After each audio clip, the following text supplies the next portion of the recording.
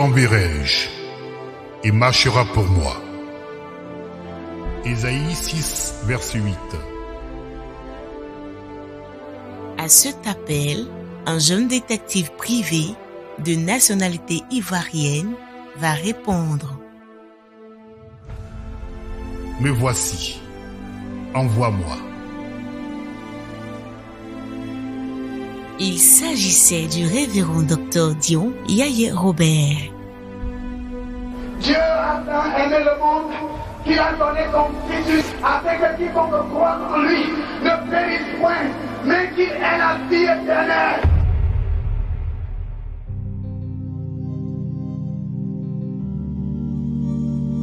Le révérend docteur Dion Yaya Robert, dans sa jeunesse ou dans ses études à Dakar en 1969, a accepté Jésus.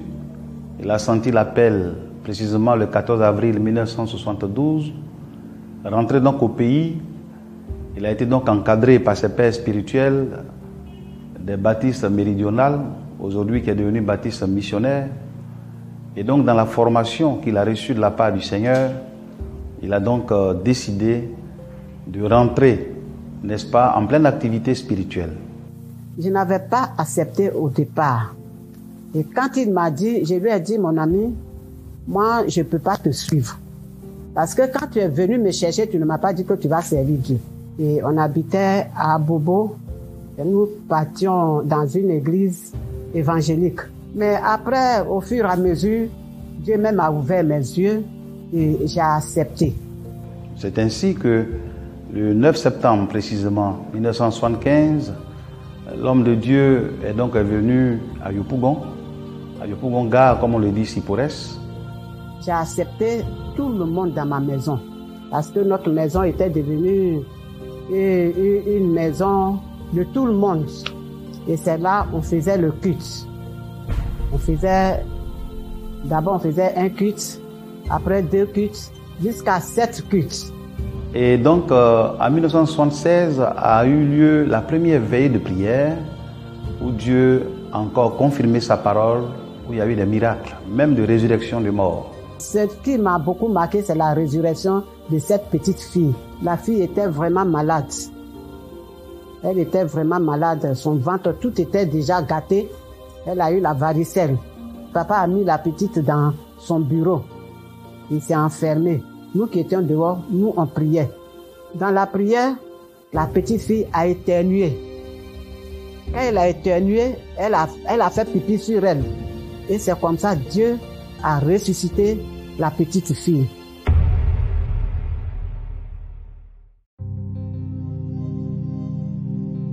Dieu révèle à son serviteur que la croissance d'une église dépend de 3 aspects: l'enseignement biblique, l'édification et l'exhortation.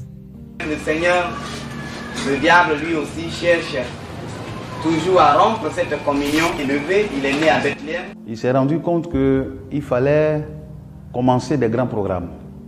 Mais entre-temps, on a commencé par des veillées de prière dans des quartiers. De 1979 à 1985, l'Église va initier les veillées de prière et plusieurs autres activités spirituelles, comme en témoignent ici des journaux locaux.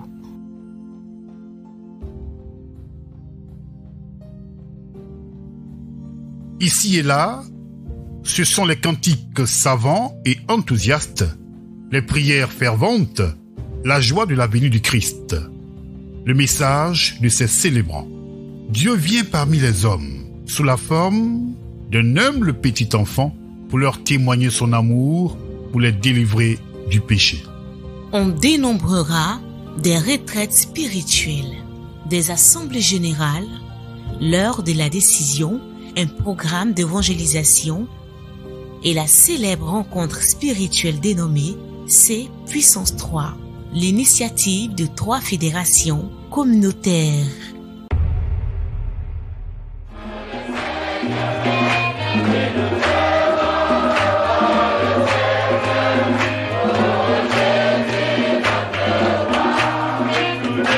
En 1986, nous sommes allés à Jacquesville, précisément à Brebis.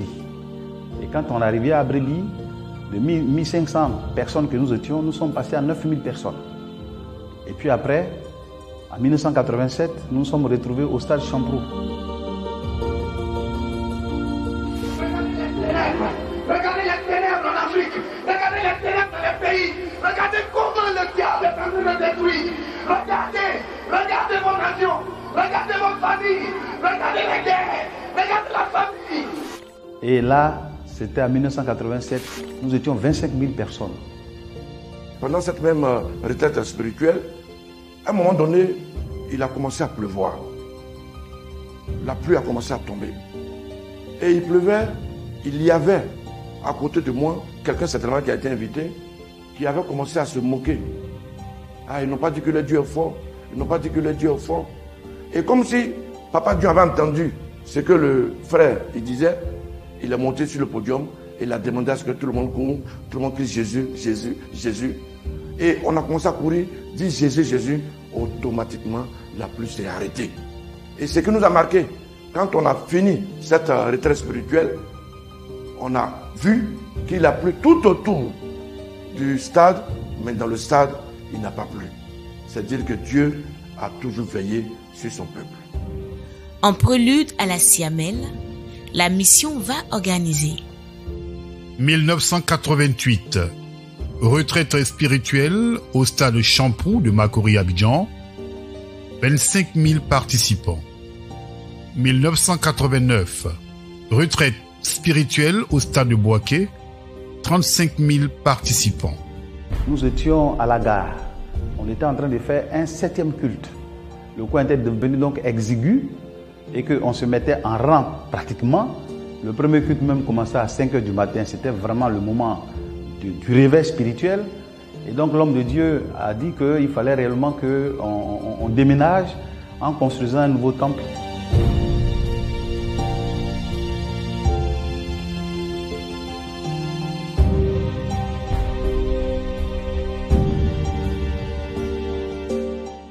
Donc précisément le 14 avril 1990, après 8 ans de construction, nous sommes venus dans ce lieu où nous sommes actuellement l'actuel siège des œuvres et missions internationales. Et donc en 90, nous avons inauguré ici.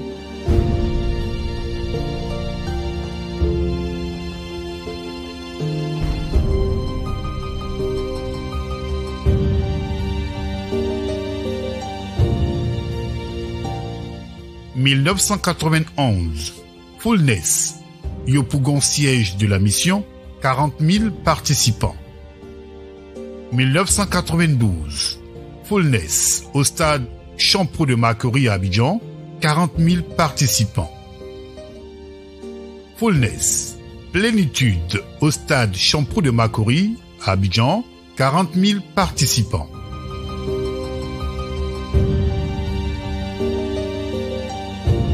De 3 membres, le révérend docteur Dion Yaye Robert, son épouse et sa fille aînée Sympathie, à la création officielle de l'Église, le dénombrement avoisine désormais les 35 000 membres en 1994. L'homme de Dieu décide alors de partager son secret pour la croissance d'une église locale à tout le corps du Christ. À la même année, en lieu et place des retraites spirituelles, est organisée une conférence internationale pour la croissance des églises locales dénommée CICEL. 45 000 participants prennent d'assaut le stade Champrou. Et on a vu qu'à petite échelle, donc, ça prenait vraiment de l'ampleur. J'étais invité un peu partout pour apporter l'expérience que Dieu nous a fait faire avec les autres communautés chrétiennes du monde évangélique. Alors, nous avons dit comme ça qu'il fallait changer la donne. Au lieu de retraite spirituelle, on changeait en conférence internationale. Et nous avons dénommé donc CIAMEL, qui veut dire conférence internationale pour action missionnaire des églises locales. C'est après le 20e anniversaire, donc en 1995, que donc en 1996, il y a eu la toute première CIAMEL.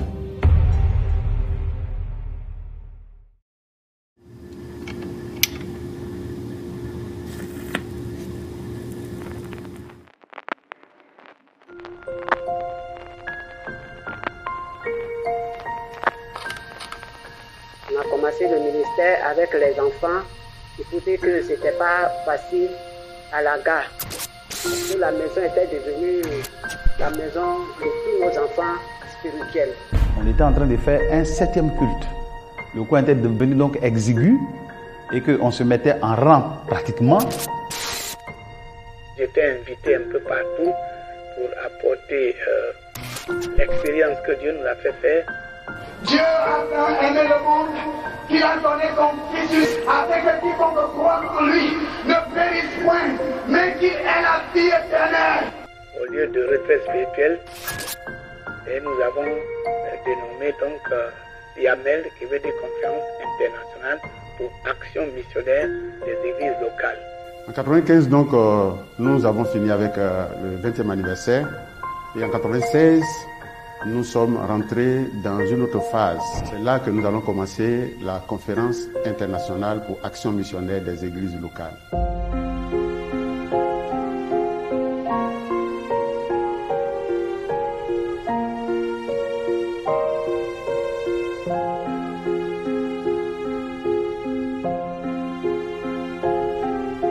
Puisque c'était en avril qu'on faisait les fournaises tout autour, ils ont préféré que ce soit en août.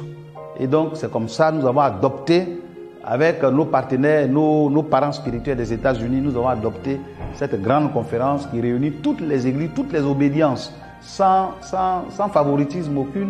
Tous ceux qui ont pour dénominateur commun le Seigneur Jésus sont aptes à participer à Siamel. Ainsi, au mois d'août de chaque année, du fait de la Siamel, la Côte d'Ivoire devient la destination universelle des chrétiens de l'Église protestante baptiste œuvre et mission internationale et d'autres communautés venues de partout dans le monde. Et cette première Siamel qui a eu lieu en 1996, nous avons eu beaucoup de participants qui sont venus, très nombreux, des fonds-fins de la Côte d'Ivoire, en dehors de la Côte d'Ivoire et en dehors même de l'Afrique. Nous avons commencé la conférence à Yamoussoukro et nous sommes allés terminer la croisade, c'est-à-dire la partie retraite, à Bouaké. Nous étions à Bouaké en tant que responsable de zone et nous étions constamment en communion avec Abidjan pour prendre les nouvelles fraîches et pouvoir être en harmonie. Si jusque-là, la réussite était au rendez-vous des programmes de l'Église, la Siamel à son premier essai n'a pas été facile sur le plan organisationnel pour le révérend docteur Dion Yaye Robert, superviseur général et son comité d'organisation. Cette Siamel-là a été vraiment entachée par un accident qui s'est passé à Tiébissou et presque l'église de Tabou qui venait de Yamoussoukro à Bouaké a eu malheureusement un accident et beaucoup de frères sont décédés ce jour-là. 1996. Siamel à Yamoussoukro et à Bouaké. 25 000 participants. Dieu a pu transformer la tristesse en joie. Il y a eu beaucoup de miracles qui se sont produits. Je me rappelle d'un monsieur qui effectivement était lié, il était paralysé totalement. Et quand les ouvriers ont commencé à prier pour lui, au fur et à mesure qu'on priait, il y avait un fil noir qui sortait de ses narines. Et le fil noir descendait au fur et à mesure que le fil descendait. Le monsieur commençait à se sentir encore mieux jusqu'à ce que tout le fil descende totalement et il a été totalement libéré. C'était vraiment fantastique. Malgré toutes ces difficultés qui pouvaient emmener plus d'un à jeter l'éponge, l'instance dirigeante de l'Église décide de rendre ce grand programme d'évangélisation annuel.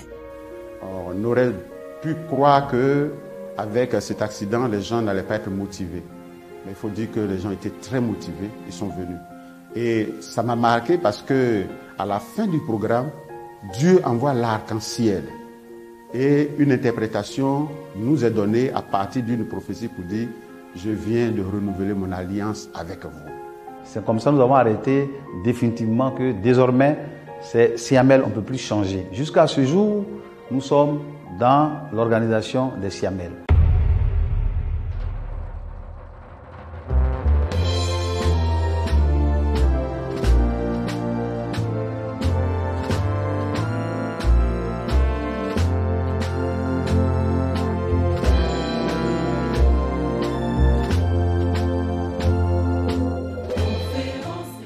1997, Siamel Ayam Sokro, 30 000 participants.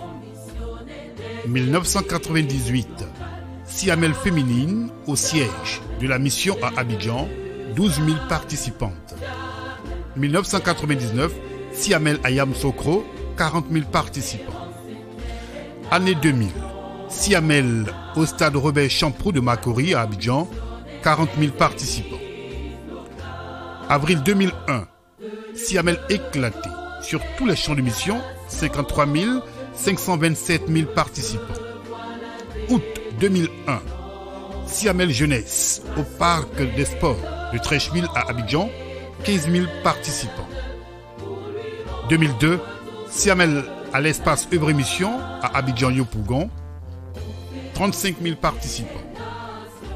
2003, Siamel éclaté sur tous les champs de mission, 54 000 participants. 2004, Siamel à l'espace œuvre et mission à Yopougon à Abidjan, 37 000 participants.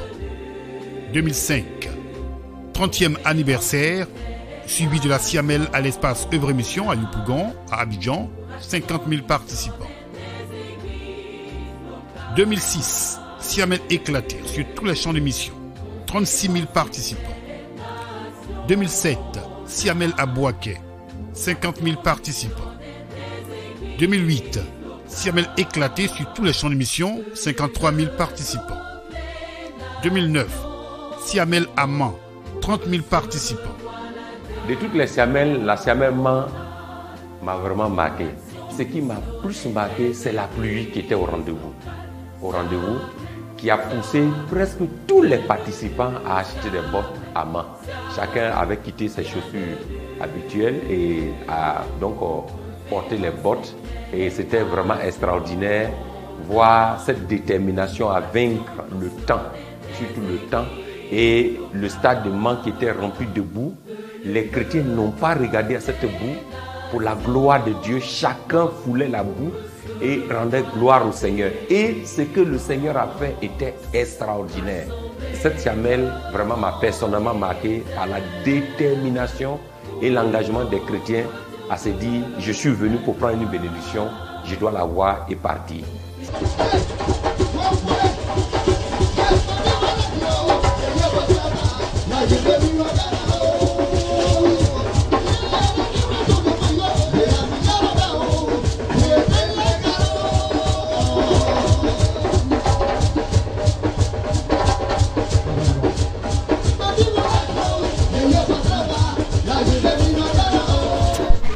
Février 2010, Mini Siamel, suivi d'ordination et conférence à Yamsokro, 30 000 participants. Août 2010, Siamel jeunesse à Bingerville, 35 000 participants. 2011, Siamel éclaté sur tous les champs de mission, 54 000 participants. 2012, Siamel éclaté sur tous les champs de mission, 50 000 participants. 2013, Siamel à l'espace œuvre et mission à Yopougon, à Abidjan, 35 000 participants. 2014, ordination, suivi de la Siamel à l'espace œuvre et mission à Abidjan, Yopougon, 35 000 participants.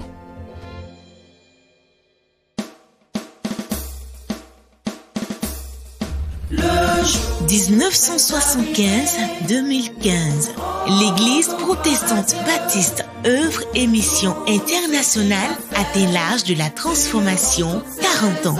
Toutes ces années marquent la nécessité de la maturité, de la renaissance et surtout la fin de l'épreuve pour le commencement d'une étape d'espérance, de victoire et d'un avenir plus glorieux. La célébration de cet anniversaire devait répondre à une question. Que retenir du parcours du révérend Dr Dion et de l'Église protestante baptiste œuvre et mission internationale après 40 ans d'existence? Le stade Félix Houphouët-Boigny est choisi pour la circonstance.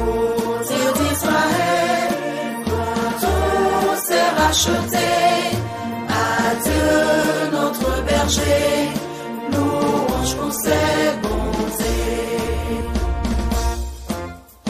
Pendant 40 ans, sa main nous a conduits près des ruisseaux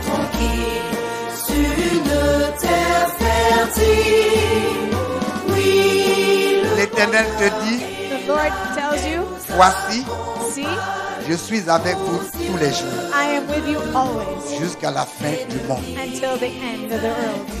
Soyez fidèles. Be faithful. Demeurez dans la sainteté. Remain in sanctity, Je in viens holiness. bientôt. I'm coming soon. Je viens bientôt. I am coming soon. Je viens I am bientôt. coming soon. Demeurez dans l'espérance.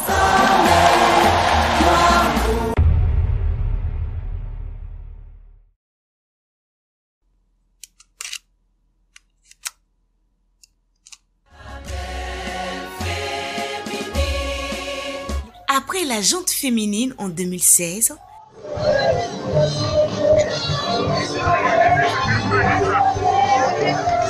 la jeunesse en 2017 et les chants de mission en 2018, Applaudissements pour les diaconats, s'il vous plaît. tout le peuple de Dieu est convoqué à nouveau.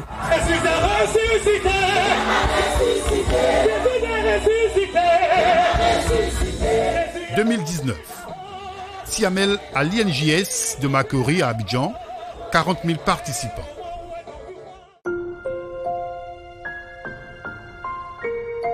La Guinée, pays limitrophe et ayant le plus grand nombre d'églises protestantes baptistes œuvres et missions internationales, après la Côte d'Ivoire, est sélectionnée pour la Siamel 2020. Pendant que le comité s'active pour l'organisation, coup des tonnerres. L'épidémie s'accélère et il est clair que nous n'avons pas encore atteint le pic de la pandémie. Tout était prévu pour que la Guinée puisse recevoir cette Siamel et nous avons eu l'histoire du Covid-19. La Siamel Guinée est annulée.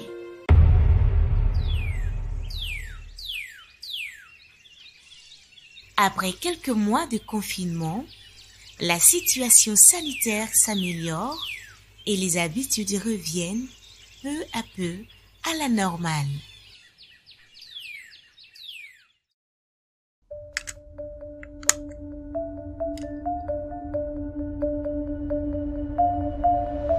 On a commencé le ministère avec les enfants.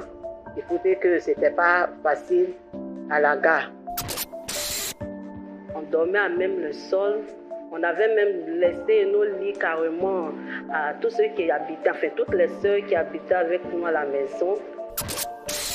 Et c'est une joie pour moi parce que mon sacrifice n'a pas été vain. Même quand un point d'honneur est mis sur des grands programmes d'évangélisation tels que la Siamel, il faut aussi rendre témoignage de la puissance du divin qui se sert de l'humain pour accomplir sa dessein. Rendons hommage à un homme et sa famille.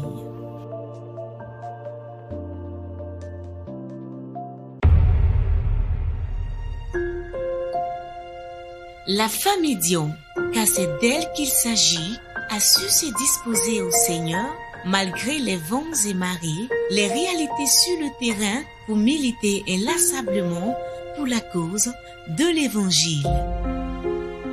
Je me souviens, il y avait 3 bancs. Papa avait un banc, maman avait un banc, moi j'avais un banc.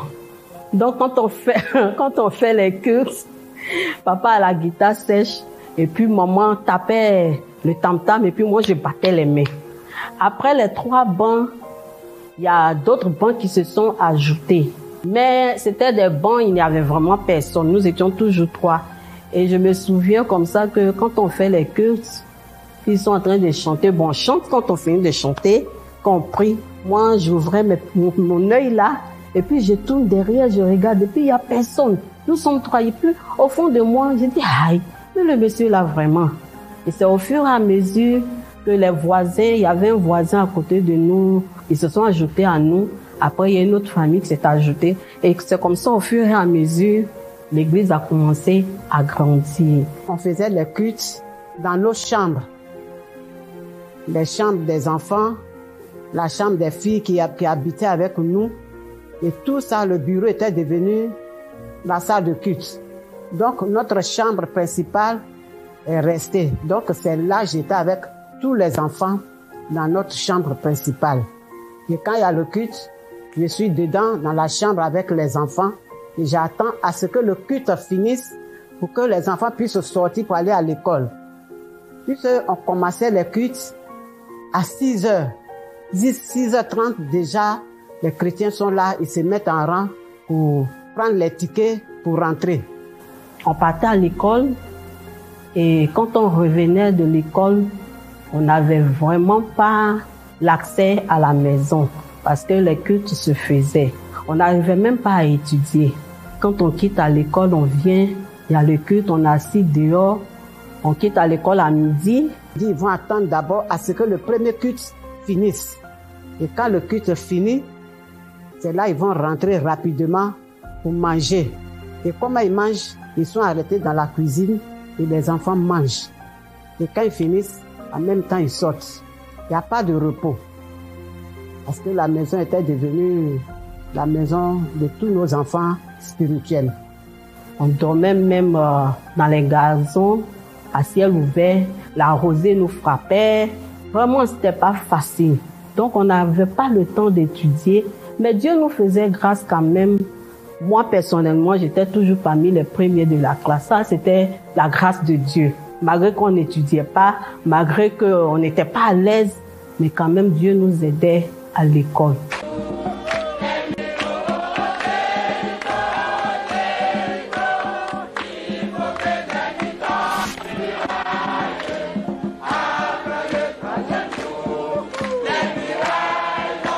Dieu même m'a donné toujours la force de l'aider, de le supporter dans le ministère.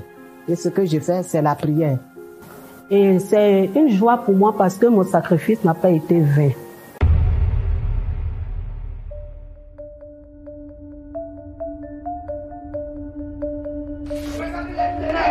Regardez les ténèbres en Afrique. Regardez les ténèbres dans les pays. Regardez comment le diable est en train de détruire. Regardez vos nations. Regardez vos familles. Après avoir ouvert plus de 3000 églises dans le monde entier et gagné près de 350 000 personnes à Christ, le révérend docteur Dion Yaye Robert avait un goût d'inachevé face à la situation du Grand Nord de la Côte d'Ivoire. C'est un territoire qui n'est toujours pas gagné par l'Évangile. Le Nord est l'une des régions les plus vastes de la Côte d'Ivoire qui revêt plusieurs départements, voire régions. Nous avons la région de Korogo, la région de Ferké, nous avons le Dengelé Oudjene, nous avons la Bagoué qui est Bundiali.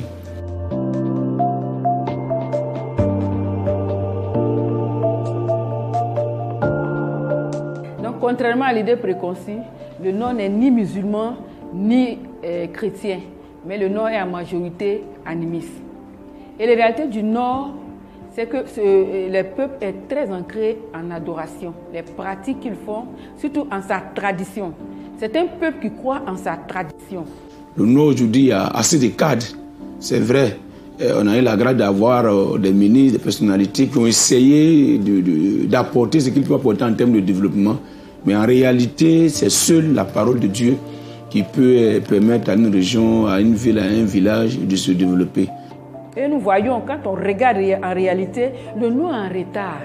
Le Nord est en retard, pas parce qu'il n'y a pas d'individus qui peuvent développer, mais les pratiques de nos parents, de nos ancêtres, tellement que tout a été consacré à l'ennemi de les adorations et autres, on ne peut pas se développer. Même les usines qu'ils ont essayées, au jour d'aujourd'hui, ça ne va pas. C'est une région cotonnière, mais est-ce qu'on fabrique le pain au Nord? Ce n'est pas parce qu'il n'y a pas la politique, mais on ne peut pas le faire à cause des pratiques. La CIAMEL, qui est une conférence internationale, va apporter beaucoup de richesses à la région du Nord, à tout le Grand Nord, parce que véritablement, lorsque tous les enfants de Dieu, les serviteurs de Dieu, se rassemblent pour une telle cérémonie, il y a de grandes restaurations pour les enfants, les fils, pour tous ceux qui effectivement habitent dans cette région. En 2021, les fils et les filles de cette région du pays font une demande à l'homme de Dieu. Le souhait de voir le grand programme d'évangélisation être organisé chez eux afin de gagner leurs parents à Christ. Généralement, le Nord est considéré comme un Nord fétichistes. Nous y allons pour apporter l'évangile et apporter aussi la paix et la joie et l'amour, la concorde à tous nos parents du Nord.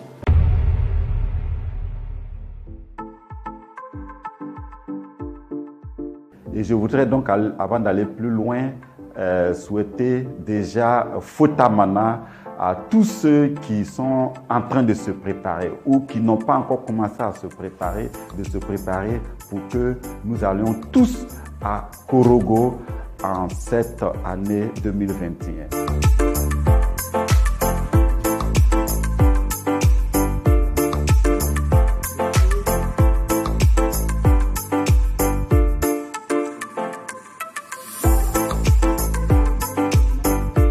Pour ce qui est de l'hébergement, on ne peut pas s'inquiéter parce que déjà, nous n'avons pas encore parcouru toute la ville de Korogo. Nous avons parcouru les sillons du lieu du programme. Nous avons déjà 24 000 places de logement, sans compter les hôtels.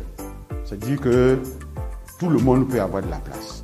Même si le nombre augmente, qu'on arrive à 30 000, à 40 000, il y aura de la place pour tout le monde. En ce qui concerne la restauration, un lieu a été dégagé où des femmes qui vont être recensées vont faire la cuisine. Oh, la sécurité est déjà assurée par le Seigneur. Je crois qu'on n'a pas à s'inquiéter pour la sécurité parce que Dieu assure notre sécurité. Les hommes ne peuvent pas assurer notre sécurité, mais Dieu lui-même, il est au devant. Il a déjà confirmé qu'il est avec nous et qu'il assure la sécurité et nous devons compter sur lui. Nous devons compter sur lui pour la réussite de ce programme. En ce qui concerne l'aspect sonorisation, nous sommes en train de prendre des dispositions pour que la sonorisation soit meilleure. Et pour cette année, le comité d'organisation a décidé de lancer un appel d'offres. Notre but, c'est que pratiquement le site et tous ses environs, même ceux qui sont couchés dans leur chambre, puissent suivre le message, puissent être en direct avec tout ce qui se fait.